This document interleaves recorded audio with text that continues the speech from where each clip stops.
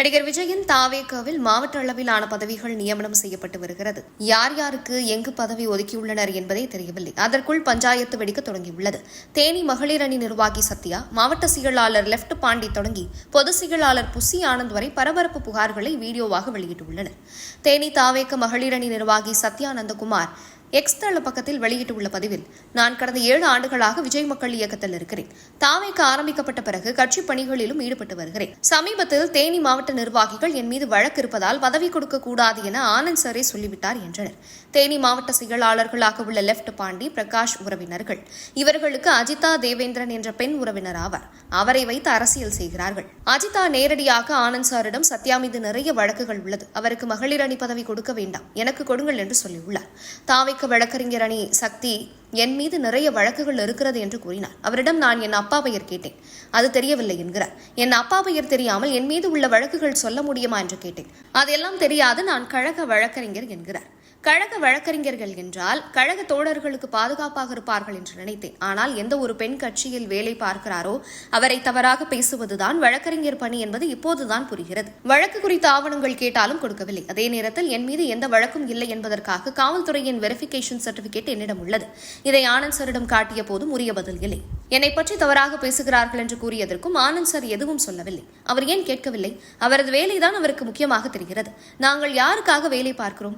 வேலை பார்ப்பவர்களுக்கு இங்கு என்ன அங்கீகாரம் உள்ளது? உழைத்தவர்களை அசிங்கப்படுத்துகிறார்கள். உழைத்ததே தவறு என்று தோன்றுகிறது.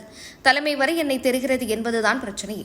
அட்மின் ஜெகதீஷ் அண்ணா என் பிறந்த நாளுக்கு நன்றாக வேலை செய்கிறீர்கள் என என்னை வாழ்த்தினார். இங்கு அதுதான் பிரச்சனை. நாளை என் வேலையை பார்த்து தளபதியை அங்கீகரித்தாலும் பிரச்சனை தானா? தளபதியின் முகத்துக்காகத்தான் வேலை பார்த்தோம். உண்மையில் எங்களை வேலை செய்ய விடவில்லை. இவர்கள் கொடுத்த மன உளைச்சலால் நான் வேலை பார்ப்பதையே நிறுத்திவிட்டேன். இப்போது ஆனந்த் சார், நான் கொடுத்த வேலையை நீ சரியாக பார்க்கவில்லை, தளபதி நாளை என்னை தவறாக நினைப்பார் என்று சொல்லி அரசியல் செய்கிறார். பல்வேறு சவால்களை கடந்து இவ்வளவு களப்பணி செய்கிறோம். என்னை நம்பி 800 மகளிர் நிர்வாகிகள் உள்ளனர். தளபதி பெண்களுக்கு முக்கியத்துவம் கொடுப்பார், நல்லது செய்வார் என்று நம்பிதான் இருக்கின்றனர். அந்த நம்பிக்கை சுக்குநூறாக உடைந்துவிட்டது. எல்லோரும் பின்வாங்கிவிட்டனர். பல தருணங்களில் அனைவரும் உடைத்தாலும் அவர்கள் பெயர்கள் மேலே செல்வதில்லை. நான் தனிப்பட்ட ரீதியாக செய்த பணிகளை லெப்ட் பாண்டி இது நான் சொல்லித்தான் செய்வதாக சொல்லும் என்று கூறுகிறார். உழைப்பை திருடுவதை என்னவென்று சொல்வது? உறவினர்களுக்கும் ஒரே சாதிக்காரர்களுக்கும் தான் அங்கீகாரம் கிடைக்கிறது. உழைக்கும் யாருக்கும் அங்கீகாரம் கிடையாது.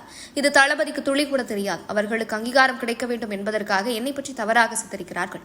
பதவிக்காக இதை செய்பவர்கள் நாளை அந்த பதவியை தக்க வைக்க என்ன வேண்டுமானாலும் செய்வார்கள். இவர்கள் மக்கள் சேவையெல்லாம் செய்வார்கள் என்ற நம்பிக்கை இல்லை. மாவட்ட செயலாளர்கள் அவர்களின் உறவினர்கள் என்ற நம்பிக்கையில் இருக்கிறார்கள். அப்படி என்றால் தளபதியை நம்பி இத்தனை ஆண்டுகளாக வேலை பார்த்த எங்களின் நிலைமை என்ன? இங்கு இல்லாவிடனும் வெளியில் சென்று தளபதியின் பெயரை சொல்லி மக்களுக்கு நல்லது செய்வேன். தளபதி வழியில் மக்களுக்கு நல்லது செய்வது என் கனவு. அதை கட்சி பெயரில் தான் செய்ய வேண்டும் என்றில்லை. இது தளபதிக்காக எடுத்து செல்ல வேண்டும் என்பதற்காக சொல்கிறேன். அவரின் காதுக்கு எதுவும் செல்லாதென்று தெரிந்துதான் இதை செய்கிறார்கள். அவரின் கவனத்துக்கு செல்ல வேண்டும் என்பதுதான் என் கோரிக்கை. எனக்கு பதவி வேண்டும் என்பதற்காக இதை செய்யவில்லை. பதவியை கொடுத்தாலும் இந்த பிரச்சனை சரியாகாது. பதவி வந்தாலும் என்னை வேலை பார்க்க விட மாட்டார்கள். அதனால் எனக்கு பதவியும் தேவையில்லை. இதுக்கு வேறு யாராலும் தீர்வு கொடுக்க முடியாது. தளபதியால் மட்டும்தான் தீர்வு கிடைக்கும். அந்த தீர்வை கொடுத்தால் போதும் என்கிறார்.